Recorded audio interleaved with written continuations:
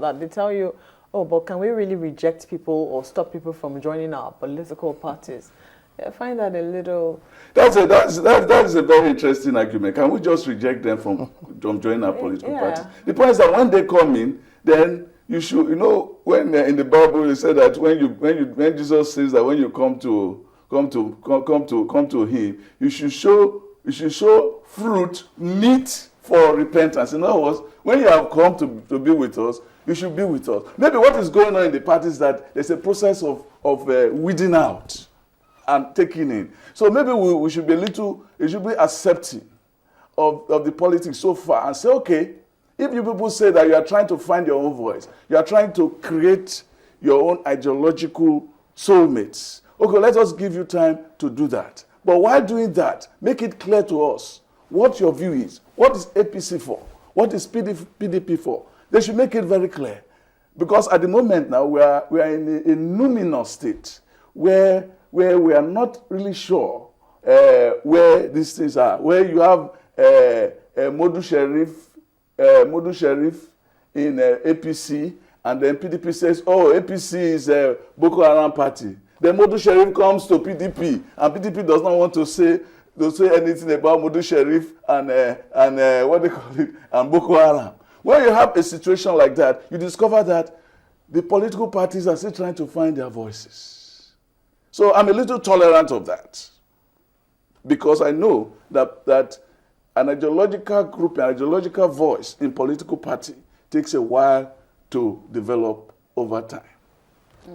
Looking at the situation, though, in Edo State, one would say that stripping the House of Assembly of its roof in the name of a renovation is actually coming down to a new law, don't you think?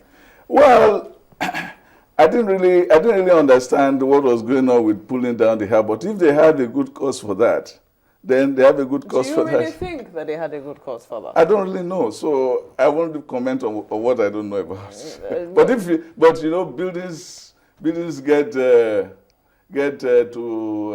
But the roof is not the house. Is the roof the house? The roof is not the house. The house is the people. It's just like the church. I mean, becoming too religious today. But Jesus Christ, Paul said, he said, send my greetings to the people who are the churches who are in the house, because the churches of Christ salute you. In other words, the churches are not the building but the people. So the assembly is not the people. They could hold the assembly on the streets, but it is the people that the people elected, not the building. Nevertheless, I mean, if the people have decided, because at the end of the day, this is state resources. Sometimes we tax people for these things. Exactly. They go into, building such edifices, that we say, okay, this is where our legislators should stay. Yes. And all of a sudden it's pulled down, they're meeting somewhere else in the name of politics. Yeah.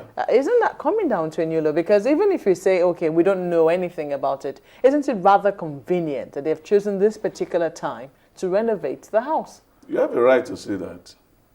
You have a right to say that, because I don't really know the reason, because I'm not a structural engineer. I don't have any reason to say, well, the roof is okay, the roof is not okay. I cannot dabble into what I don't know. But the timing, does the timing give you any indication? The timing is interesting, but that does not mean that coincidences don't happen. But I'm not going to say that I know everything about it. I'm not a structural engineer.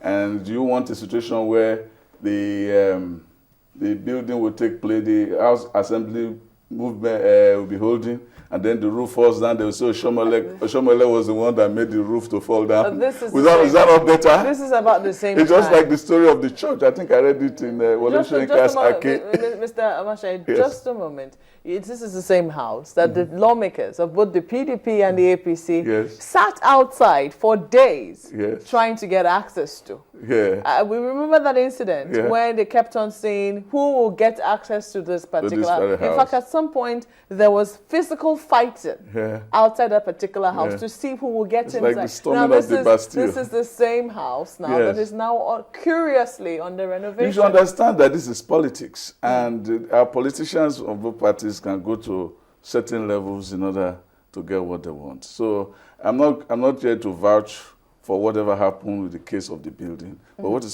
what concerns me here is how individuals try to to conflate the will of the state or the will of a party from their own personal or private. No, but the thing is, some people would describe that as state executives' meddlesomeness.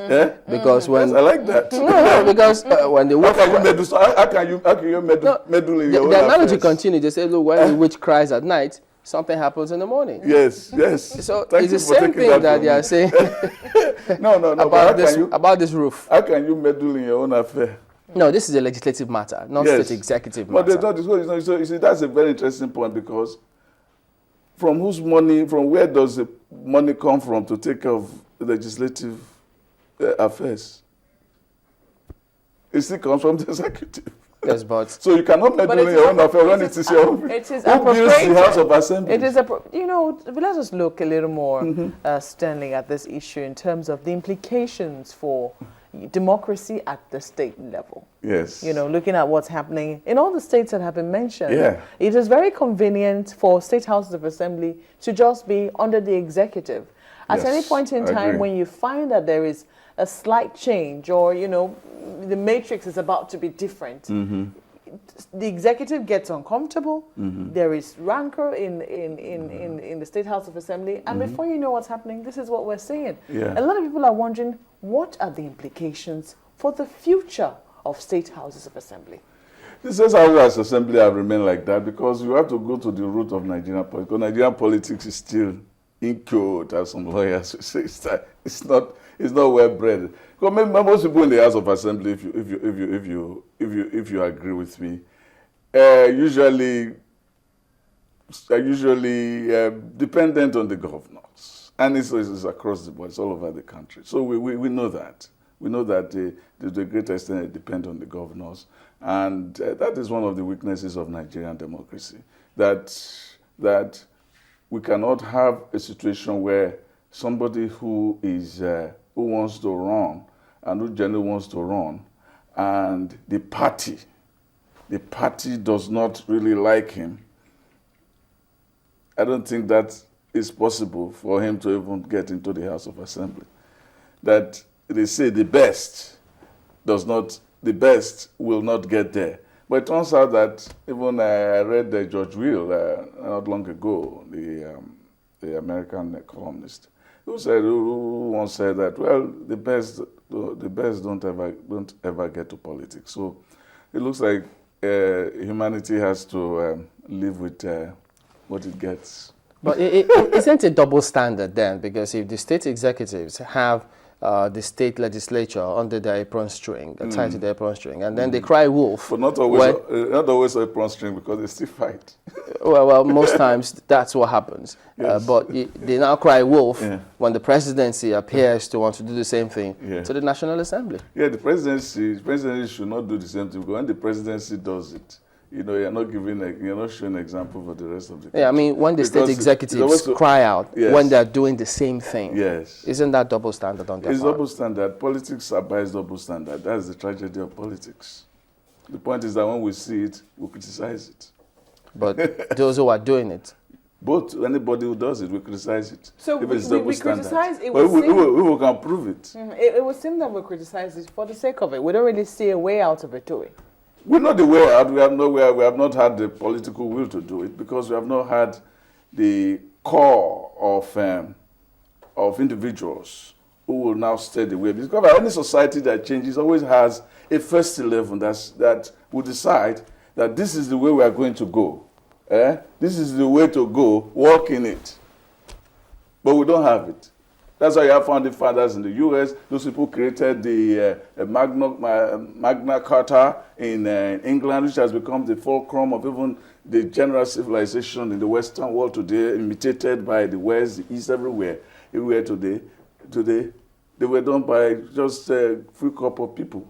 We have not been able to decide, arrive at that, because of all the fractions in our society: religion, ethnicity, class, and all that. Those things have tended to detract from the ability of strong-willed and visionary persons to really take the bull by the horn In other words, we have not really had men of courage.